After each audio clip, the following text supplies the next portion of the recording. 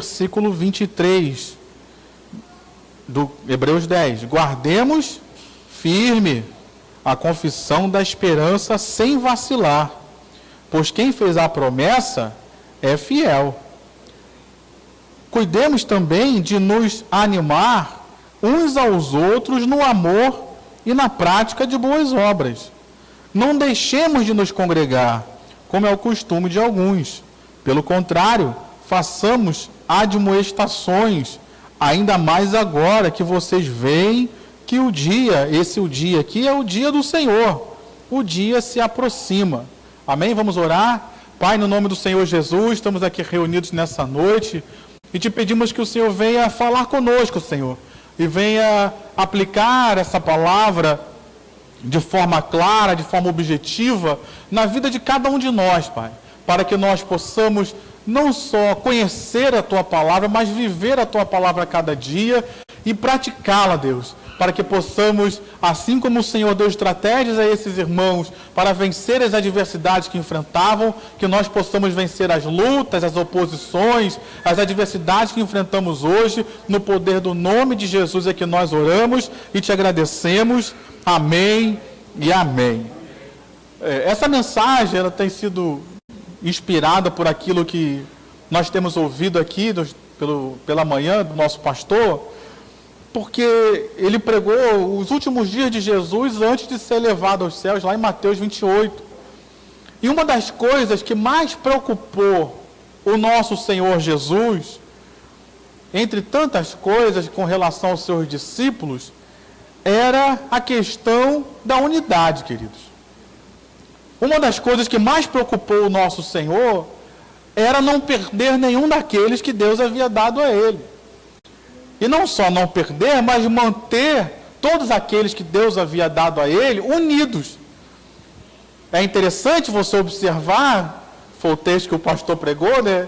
Quando Jesus ressuscita, ele chama as mulheres e ele fala para elas: vão lá, diga aos meus irmãos que eu ressuscitei, vou encontrá-los na Galileia, mas chama também a Pedro. Ué, mas o Senhor não havia ressuscitado? Ele não poderia pessoalmente ter ido lá falar com Pedro? Por que mandar as mulheres falar? Por que mandar Pedro estar junto? Por quê, queridos? Porque Deus, ele valoriza a comunhão. Deus, ele valoriza a igreja. Deus, ele valoriza a congregação. Então, nessa noite, você já está de parabéns de estar aqui na congregação do Senhor para adorar a Ele, para bendizer a Ele. Então, nessa noite, Deus não está preocupado com você, porque você já está aqui, amém? Então, não está preocupado de você estar fora, porque você já está junto, você já está aqui, você já está na congregação. E é por isso, queridos, que hoje nós vemos uma luta muito grande, especialmente com as pessoas lá de fora, com relação à unidade da igreja, com relação à frequência nos cultos, com relação a nós estarmos juntos, com relação a nós estarmos aqui servindo ao Senhor e adorando ao Senhor. Porque ele sabe, o adversário sabe, ele inspira pessoas a combaterem esse ensinamento, essa preocupação que o Senhor Jesus tem conosco. Então, nessa noite, nós precisamos, queridos, lutar pela congregação. Nós precisamos lutar por esse ambiente de louvor e adoração. Nós precisamos lutar por esse ambiente de comunhão, queridos. Amém ou não amém? Amém. Porque, queridos, Jesus, ele morreu por isso. Eu acho maravilhoso quando você vai pegar o livro de Salmos, que inclusive na próxima revista nós vamos estudar muito de Salmos, muitos cânticos estão ali, e é interessante você observar que uma das promessas de Deus é pegar a mulher que é estéril, ou seja, ela não tem filhos, e pega essa mulher que teoricamente viveria isolada, sozinha, porque não teve filhos, e faça com que ela viva em família. Então, tira aquela pessoa do isolamento e traz ela para a congregação, traz ela para estar junto. Faz com que o solitário viva em família. Tira o homem do monturo, do lixo, e faz assentar-se entre os príncipes. Ou seja, são situações que Deus tira alguém do isolamento e traz para a congregação. Tira do isolamento e traz para junto do seu povo. Então, meu irmão, minha irmã, embora hoje nós estejamos vivendo um ataque muito grande, nós precisamos valorizar e dar importância à nossa congregação. Valorizar e dar importância a nós estarmos juntos. Valorizar e dar importância a nós estarmos reunidos como povo de Deus. Amém, meu irmão? Amém, minha irmã? Mesmo que é o que muitos têm usado aqui, infelizmente, nos dias de hoje só tem feito propaganda maligna daquilo que acontece na igreja. E é isso que se propaga aí fora. Infelizmente, muitas pessoas que se diziam cristãs também têm sido instrumentos para propagar essas coisas lá fora, para afastar as pessoas da congregação. Existem escândalos na igreja nos dias de hoje? Por favor, meu irmão, não seja mentiroso. Fale a verdade, existe, não precisa ficar com vergonha, não. O Evangelho não escondeu nada de ninguém. O Evangelho é tão claro que ele apontou que Jesus era amigo que Judas era amigo de Jesus, mas ainda assim o traiu. Então tem escândalos no meio evangélico? Tem, não precisa ficar com vergonha, não, tem. Tem pessoas que dão um mau testemunho, que frequentam as igrejas? Tem. Tem pessoas que frequentam as igrejas e não são crentes e fazem mau testemunho para atrapalhar a igreja? Tem também, meu irmão.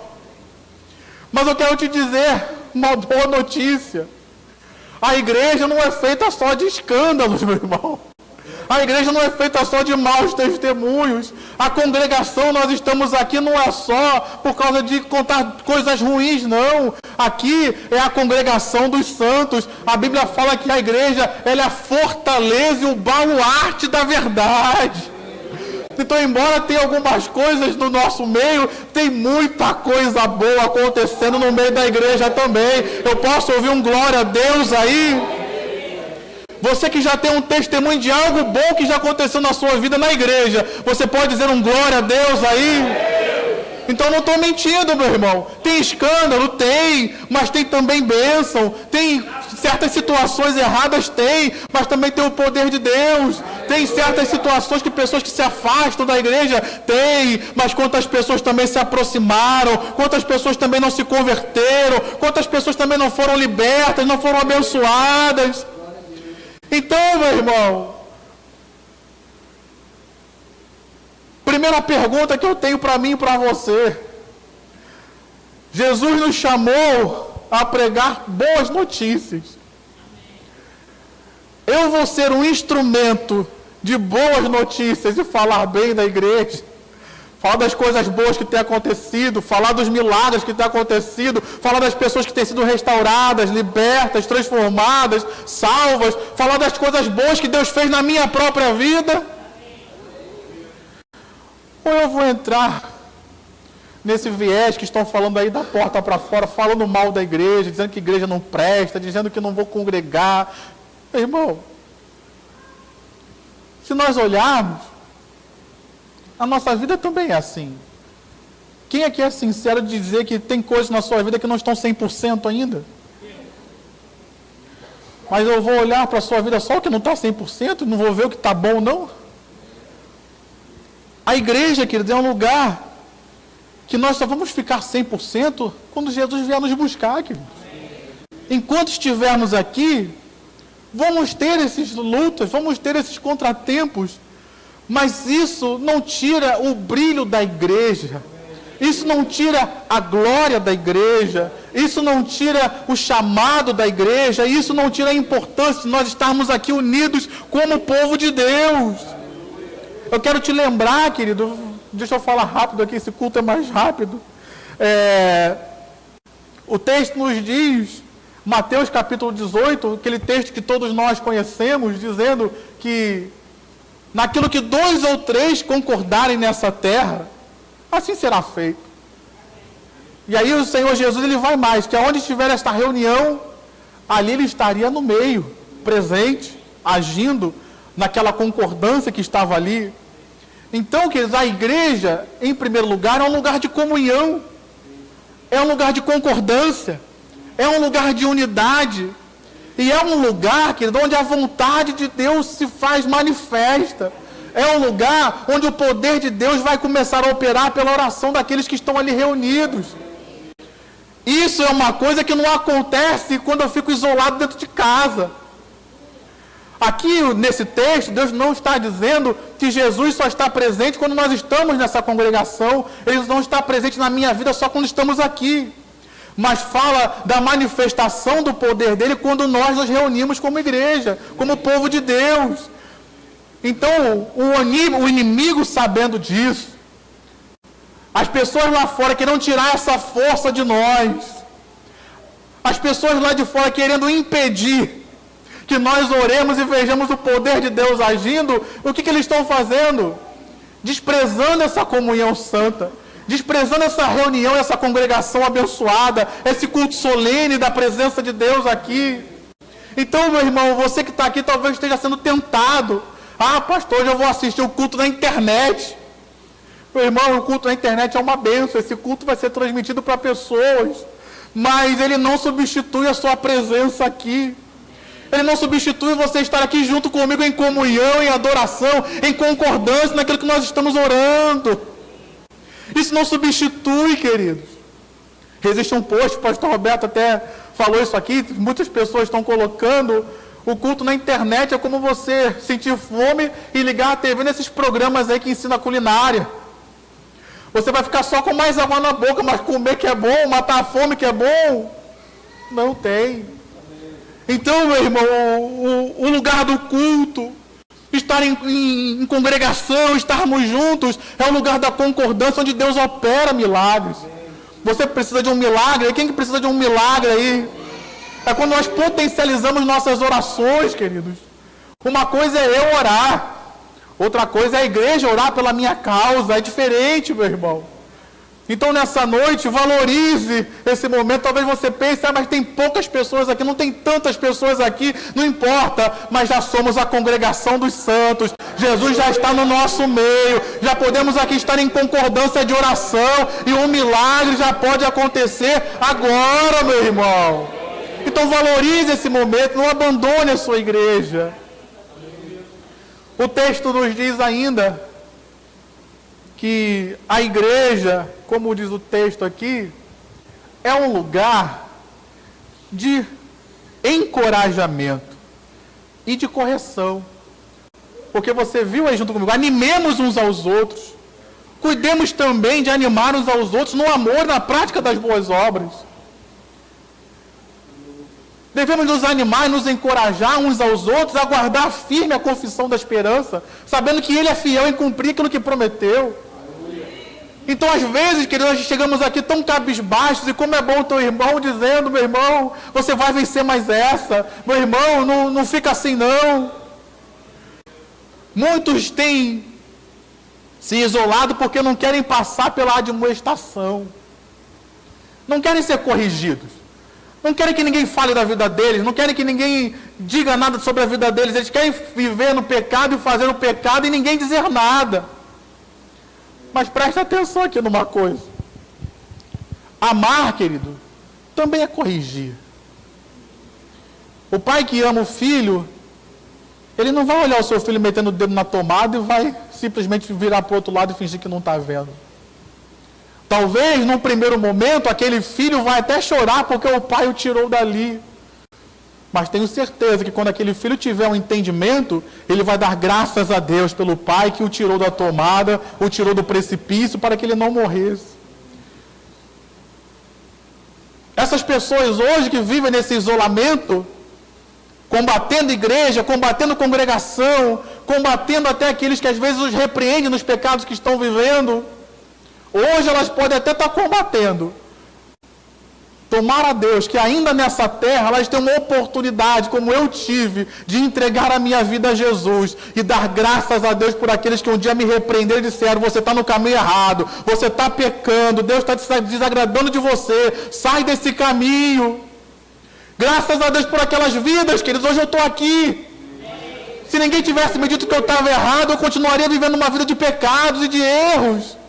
E caminharia para o inferno. Talvez já tivesse até morrido. Mas certamente um dia, quando todos nós compareceremos diante daquele a quem haveremos de prestar contas, porque um dia todos prestarão contas diante de Deus, certamente aquelas pessoas vão se arrepender e vão ainda agradecer, mesmo que não tivessem ouvido, mas vão agradecer, porque pessoas foram fiéis e verdadeiras em pregar o verdadeiro evangelho, em apontar o caminho certo, em apontar a verdade, mas elas não quiseram. Infelizmente, já não vai ter mais tempo de arrependimento para elas, porque já estarão diante do trono. Mas ainda assim vou agradecer, porque alguém foi verdadeiro e lhes deu uma oportunidade de mudança. Nessa noite, meu irmão, congregação também é isso. Como é bom você estar indo num caminho no precipício, não está vendo alguém te dizer, sai daí porque você vai morrer. É por isso que eu preciso de uma congregação, querido, porque tem coisas que eu não vou ter coragem de pregar para mim mesmo. Eu venho para o culto, o pastor vai pregar para mim e vai dizer, larga esse pecado, muda de vida, isso que você está fazendo não é de Deus. Congregação, queridos. Congregação é isso. Congregação é o lugar onde Deus opera. Congregação é o lugar onde nós nos encorajamos uns aos outros. Temos vivido um tempo, querido, de grande perseguição contra os evangélicos. E especialmente, não vou aqui tapar o sol com a peneira, não, especialmente nesse tempo que nós temos vivido, pré-eleições, como nós temos visto os evangélicos sendo atacados. E, infelizmente, por nosso envolvimento na política, temos sido atacados ainda mais. Por um envolvimento que Deus não nos chamou para fazer, mas isso é outra mensagem. Então, nesse envolvimento que nós temos tido, nesse envolvimento nessas situações, como nós precisamos de graça, querido, de alguém animar uns aos outros dizendo, vamos continuar fiéis ao Senhor. Igreja não é isso que eles estão falando ali fora, não. Igreja não é partidária, igreja não é política, igreja é o reino de Deus. Nós precisamos da congregação para estar uns aos outros aqui encorajando ao verdadeiro evangelho, meu irmão. Precisamos de alguém dizendo guardar firme a confissão da esperança, porque ele é fiel, ele não é mentiroso igual os candidatos aí, ele não é mentiroso igual tantos outros, não. Ele é fiel para cumprir aquilo que prometeu. Então, meu irmão, precisamos desse apoio. Precisamos desse encorajamento, e isso nós temos aqui, queridos. E como é bom a gente saber que a gente não está sozinho. Às vezes a gente pensa, meu Deus, eu estou sozinho. Talvez você pense, meu Deus, eu estou sozinho na minha casa. Talvez você pense, eu estou sozinho no meu trabalho. E Deus está dizendo para você, eu estou te usando lá no seu trabalho. Eu estou te usando lá na sua família. Mas você não está sozinho. Talvez você tenha chegado aqui assim como Elias um dia e disse, eu sou o único profeta. E Deus confrontou ele dizendo, Elias, eu estou te usando, é você que está de frente. Mas ainda existem 7.000 que não se dobraram. Ainda existem 7.000 que são fiéis. Você não está sozinho, eu estou contigo. Ainda tem mais 7.000 que eu estou usando em outros lugares para ser instrumento de bênção em outras vidas. Então, meu irmão, isso é importantíssimo na nossa vida de fé. A congregação, querido, estarmos juntos. Estarmos aí encorajando uns aos outros na prática do amor. Preste atenção, querido. O amor é um mandamento que nós praticamos, entenda o que eu vou dizer, fora de nós mesmos. O que eu quero dizer com isso? É um mandamento que eu pratico que não é para mim, é para o outro. Então, se o maior mandamento de Deus é o amor, e eu me isolo, eu vou praticar o amor com quem? O amor é um mandamento que deve ser praticado fora, com o outro. Eu não posso só amar a mim mesmo. E aqui eu vou usar o exemplo de Deus. Deus, a Bíblia revela para nós, lá na carta de 1 João, que Deus, ele é amor. Deus, ele poderia ficar vivendo a eternidade inteira sozinho, amando a si mesmo? Poderia, não é? Ele não é autossuficiente.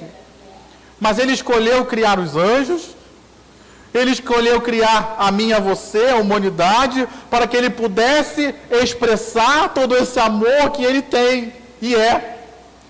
Então, se eu me isolo, se eu vivo fora da congregação, se eu me afasto dos irmãos, onde eu vou praticar esse amor? Se eu não consigo praticar o amor de Deus nem entre os irmãos e conviver com eles, você acha que eu vou praticar lá fora? Se eu não consigo praticar o amor nem dentro da minha casa, nem dentro da minha igreja, eu vou conseguir praticar lá fora? A igreja é o lugar da prática do amor, queridos. Não é à toa que Jesus disse em João também, no Evangelho agora, capítulo 13, que os discípulos eles seriam conhecidos pela prática do amor entre eles. Então aqui é o lugar da prática do amor. Aqui é o lugar que eu vou praticar o amor com aquele que pecou, que errou, que escandalizou, mas eu vou amá-lo, eu vou estender a mão de graça, eu vou estender a mão de misericórdia, vou estender também a mão de correção para que ele não faça mais isso, mas vou estender a mão. Esse é o lugar, esse é o ambiente, meu irmão. Agora, a forma como esses aí lá fora estão pregando, parece que eles nunca erraram. E dizem, na igreja tem pecados, na igreja tem erros, como se eles não tivessem. Não, meu irmão. Deixa eu caminhar aqui, Tiago, capítulo 5. Nos encoraja. Há alguém entre vós doente? Chama os presbíteros da igreja, chama as autoridades da igreja. Façam oração, unjam com óleo, e Deus o levantará. Se tiver cometido pecados, o Senhor perdoará, diz o texto. Confessem os seus pecados uns aos outros, para que sejam curados. Então, e ele continua o versículo 16, né? Muito pode, pela sua eficácia, a súplica de um justo. Então, nesse texto, nos mostra pelo menos duas coisas. Primeiro, cura. O lugar de cura, queridos, é a igreja. Deus pode curar nosso corpo físico aqui nessa noite. Quem crê nisso? Amém. Quem crê que Deus pode curar a nossa alma nessa noite? De repente chegou aqui angustiado, amargurado, entristecido, decepcionado, e Deus está dizendo, eu tenho cura para você também, eu tenho restauração para a sua vida também. Este é o lugar de cura e de milagres que Deus separou. É o lugar da congregação, meu irmão. E é interessante que ele usa esse texto dizendo, confesse os seus pecados uns aos outros. Presta atenção, para você não errar teologicamente. Ele não diz para que sejam perdoados. Eu não confesso o pecado para você para eu ser perdoado, mas às vezes eu preciso confessar um pecado para alguém para eu ser curado. Nós vemos isso, por exemplo, na vida de mulheres, de casais que, por exemplo, abortaram um filho.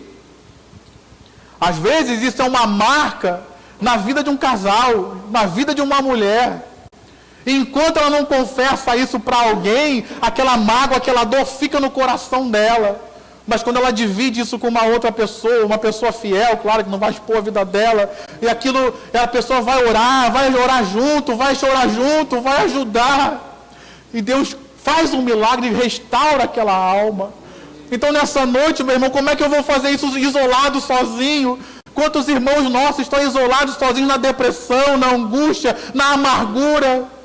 E vai na internet para falar mal da igreja, só para expurgar todo esse mal que está no coração deles. E Deus está dizendo para nós, permaneça na congregação. Você que está ouvindo essa mensagem, está aqui, ou está na internet, conhece alguém assim, vai lá e seja um instrumento de bênção. Vai lá, leva bálsamo, leva óleo, leva vinho, leva azeite, leva alegria, e começa a pregar para aquela pessoa, para que ela seja curada, e ela saia desse estágio de dor, de angústia, de amargura, e volte para a casa de Deus. A casa de Deus é lugar de cura, meu irmão, é lugar de perdão, é lugar de restauração. Esse é o lugar. Deixa eu terminar com isso, não vai dar tempo de falar tudo, mas a casa de Deus, queridos, é um lugar de derramamento do Espírito Santo. Se você olhar, tanto no Antigo quanto no Novo Testamento, o lugar da manifestação da glória de Deus, no Antigo Testamento, queridos, era o templo. Deus encheu o templo da glória de Deus. Quando Israel saiu do Egito e se tornou povo de Deus, nação, a glória de Deus estava ali, queridos. Tinha a nuvem, tinha a coluna de fogo representando a glória de Deus. O momento que a gente fala tanto da Shekinah de Deus, o que essa palavra significa? Shekinah era quando o sumo sacerdote entrava uma vez por ano no Santo dos Santos. Ele oferecia um incenso em cima da Arca da Aliança, que tinha uma tampa chamada propiciatório. Ele colocava um incenso ali em cima e acendia. Aquela nuvem que saía ali e enchia todo o Santo dos Santos era chamada de Shekinah de Deus, a nuvem de Deus. Essa nuvem de Deus, essa glória de Deus que enchia o tabernáculo, só acontecia uma vez por ano. E quando isso acontecia? Quando Israel se reunia, toda a congregação, diante de Deus no dia do perdão, para adorar e bendizer ao Senhor. A glória de Deus não se manifestava quando o sumo sacerdote ia sozinho, não. Era quando a congregação inteira, toda Israel estava ali adorando, que a glória de Deus se manifestava. Deus falava com o sumo sacerdote, ele saía, erguia as mãos e abençoava Israel. Então, meu irmão, o lugar da glória de Deus, o lugar da manifestação do derramamento do Espírito Santo, ainda é a congregação, ainda é no meio do povo de Deus. Então, nessa noite, meu irmão, valoriza isso, porque o Espírito Santo de Deus está sendo derramado na sua vida nessa hora. Se nós olharmos para o Novo Testamento, nós vemos a mesma coisa. Se você olhar os últimos dias de Jesus, o pastor Roberto pregou sobre Mateus 28, eu fui olhar todos os outros evangelhos, em Lucas, diz que Jesus, ao reunir os discípulos, soprou sobre eles o Espírito. Ele não soprou sobre o discípulo isolado. Ele não soprou só sobre as mulheres. Não, ele reuniu todos os discípulos. Estavam ali os discípulos, os 11, né, menos Judas, mas estavam as mulheres também, todos receberam. Quando você conhece Atos capítulo 2, quando o Espírito Santo é derramado na igreja, no capítulo 2 de Atos, nós vemos ali que todos que estavam ali reunidos naquele lugar, não foram só os homens, não foram só as mulheres, não foram só os apóstolos, mas todos os discípulos que estavam reunidos ali foram cheios do Espírito Santo. E se você seguir a linha de Atos, todo o livro de Atos, você vai ver sempre que o lugar que as pessoas são derramadas, são batizadas com o Espírito Santo, é um ambiente da igreja reunida, é um ambiente de pessoas reunidas, é um ambiente de congregação, é um ambiente de adoração, é um ambiente de louvor, é um ambiente onde a palavra está sendo pregada, é um ambiente onde Deus está se movendo, meu irmão.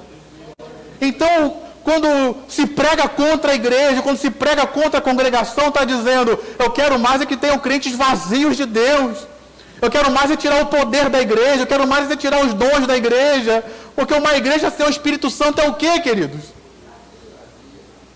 Além de vazia, ela é o quê? Ela não faz nada, ela é clube, ela não consegue influenciar a sociedade, ela não consegue transformar pessoas, ela não consegue libertar vidas, não consegue pregar o Evangelho, ela não faz nada.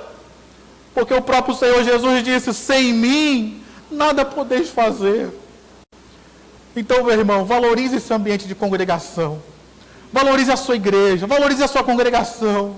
Ah, nós somos perfeitos aqui no Catete. Não, querido, nós não somos perfeitos. A começar de mim, eu não sou perfeito. Tenho minhas falhas, tenho meus erros, mas eu quero estar contigo junto. Eu vou lutar pela sua vida junto. Eu vou te encorajar o amor junto. Eu vou te encorajar as boas obras juntos. Para que a gente continue caminhando.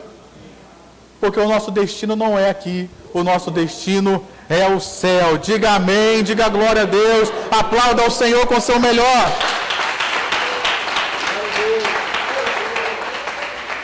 Se coloque de pé, vamos orar. Se coloque de pé, vamos orar.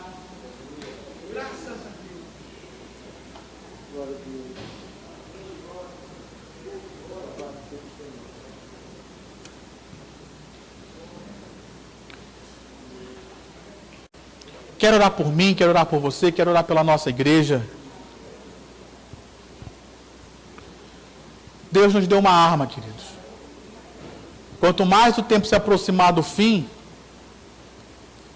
ao contrário do que muitos têm feito aí, o tempo está se aproximando do fim, estão se afastando da igreja. A ordem de Deus é exatamente ao contrário. Está se afastando, está chegando o tempo do fim, se aproxima da igreja. Se firma na igreja. Se firma na congregação. Não abre mão da igreja por nada. Não abre mão do culto por nada. Ah, mas eu estou cansado. Jesus pregou cansado também. Ah, mas Jesus também fez. Vamos lutar, queridos, para fortalecer as nossas vidas, fortalecermos uns aos outros, para vencermos esse tempo que tem sido difícil, mas que Deus já nos deu vitória. Amém? Então feche seus olhos, Pai, nessa noite, em primeiro lugar. Nos perdoa às vezes que nós não valorizamos a nossa congregação, Pai. Nos perdoa às vezes que nós até nos unimos, até pessoas fora da igreja, para falar mal da nossa própria igreja, falar mal do corpo de Cristo. Nos perdoa, Pai. Nos ajuda a ter sabedoria para lidar com esses momentos. Porque também é verdade que a igreja, nós às vezes cometemos escândalos. Mas nos ajuda como igreja, no meio desses confrontos, a não mentir. Porque a gente também não pode mentir, dizer que não tem escândalo, dizer que não tem isso. Não. Mas nos ajuda também a não ser daqueles que vão apedrejar a igreja, Pai. Que o Senhor nos dê sabedoria, que o Senhor nos dê discernimento para lidar com essas situações, para que nós possamos até usar essas situações para falar do Evangelho para outras pessoas. Nos perdoa, Pai. Nos lava no sangue do Senhor Jesus nesta noite. E como foi falado aqui nesse texto, tão pequeno texto, nos ajuda a permanecer firmes diante das promessas. Nos ajuda, Pai, a no meio que está se aproximando o tempo do fim, é que nós vemos esses escândalos todos. Nos ajuda a nós encorajarmos uns aos outros aqui a cada dia ao amor, às boas obras. Ah, mas tem pessoas que estão fazendo boas obras por interesse político. Deixa elas para lá. Eu vou continuar fazendo as boas obras por amor a Jesus. Então não deixa, Pai, que o escândalo e a maldade das pessoas lá fora paralise o nosso amor e a nossa boa obra em favor ao nome de Jesus aqui dentro. Nos ajuda, Senhor, a continuarmos amando. Nos ajuda, Senhor, a continuarmos fazendo boas coisas por amor ao Senhor. Para a glória do nome de Jesus. Para honrar o nome de Jesus. Para pregar o nome de Jesus com nossas palavras e com nossas ações. Nos ajuda, Pai, a permanecermos juntos. Se de repente um desses que estão escandalizando ali fora voltar e se arrepender, nos ajuda a receber, Pai. Porque o lugar de salvação ainda é aqui. Aleluia. Ainda é na igreja. Ainda é aqui que o Evangelho é pregado. E ainda é esse povo que o Senhor vem buscar. Sim, é verdade. Tua palavra nos diz que o Senhor vem buscar a igreja. Enquanto estivermos inseridos no contexto de igreja, nós estamos inseridos na promessa da salvação, Pai. Então nos ajuda a nos manter firmes aqui. Ainda que tenha alguém aqui quase escorregando, que nós não sejamos aqueles que vão ajudar a empurrar para cair. Que nós não sejamos aqueles que vão ficar só observando, esperando o que vai acontecer, ainda torcendo para que caia. Ah, mas ela fez isso, mas fez aquilo, tomara que se esborrache mesmo, tomara que saia da igreja, tomara que vá para outra igreja. Ah, Pai, nos ajuda a amar. E nos ajuda a ser aqueles que, se a pessoa está escorregando, que possamos fazer alguma coisa. Se não der para segurar e impedir que caia, que possamos pegar, por exemplo, um colchonete para, se cair, não se machucar. Verdade. Que possamos, de repente, ver que está caindo, pelo menos nos aproximar para ajudar a levantar, para dar um apoio. Para aquela pessoa não se sentir sozinha, mas se sentir querida, acolhida. Nos ajuda, Pai, a nesse tempo que estamos nos aproximando do fim, a sermos uma igreja que vive o Evangelho. Nos ajuda a ser uma igreja que vive com amor aquecido e não frio. Uma igreja, Pai, que continua amando apesar dos escândalos lá fora. Uma igreja que vive o Evangelho de fato e de verdade. E que nessa igreja haja resposta de oração. Que nessa igreja haja cura, haja perdão, haja milagres. Que nessa igreja nós possamos viver em unidade, em comunhão, para que vejamos as nossas orações respondidas. Como o Senhor disse para Pedro: Pedro, eu dou a vocês as chaves dos céus. Que as chaves dos céus possam estar nas nossas mãos, ó Pai. Que nós possamos estar movendo os céus para a glória do Teu nome. Se nessa noite existe alguém enfermo, que ele seja curado, Pai. Que ele seja restaurado no seu corpo físico, na sua alma. Se tem alguém aqui que está aprisionado, Pai, nas cadeias da condenação e da culpa, que pelo poder da palavra sendo pregada, que essas cadeias sejam quebradas e essa pessoa se sinta saindo daqui perdoada, curada, restaurada, liberta, aceita por Ti. Que nessa noite haja um derramar do Teu Espírito, Senhor. Você pode erguer as suas mãos e pedir: Deus, me enche do Teu Espírito. Talvez você está aqui nessa noite e não é batizado com o Espírito Santo. Fala: Senhor, o Senhor prometeu, é promessa de Jesus que o Senhor batizaria com o Espírito Santo.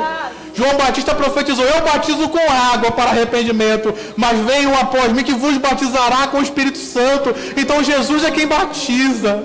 Você pode pedir ao Senhor: Senhor, me batiza com o Espírito Santo, me enche do Espírito Santo. Você que está aqui nessa noite, de repente precisa de um renovo. Você não fala em línguas há tanto tempo. Você não vê os dons manifestos na sua vida há tanto tempo. Você pode dizer: Senhor, me enche do Teu Espírito. O apóstolo Paulo lhe escreveu para Timóteo, dizendo: Timóteo, vem até mim, para que através da imposição das minhas mãos, o dom que há em ti seja reavivado. Meu irmão, eu imponho as minhas mãos sobre a sua vida, que os dons de Deus na sua vida sejam reavivados. Se existe algum dom que está na sua vida enterrado, escondido, é noite desse dom ser desenterrado, vir à tona e Deus voltar a te usar. Meu irmão, se coloca à disposição de Deus, para de se esconder, para de fugir do teu chamado e se coloca nas mãos de Deus, porque Deus quer te usar. Enche-nos do Teu Espírito, Senhor. Enche-nos do Teu Espírito, Pai. Batiza-nos com o Espírito Santo e com poder essa noite, e que saiamos daqui cheios, renovados, animados, encorajados, para ao sair por aquelas portas possamos enfrentar os desafios que esse mundo apresenta e vencê-los no poder do nome de Jesus. Amém e amém. Você pode aplaudir ao Senhor com o seu melhor.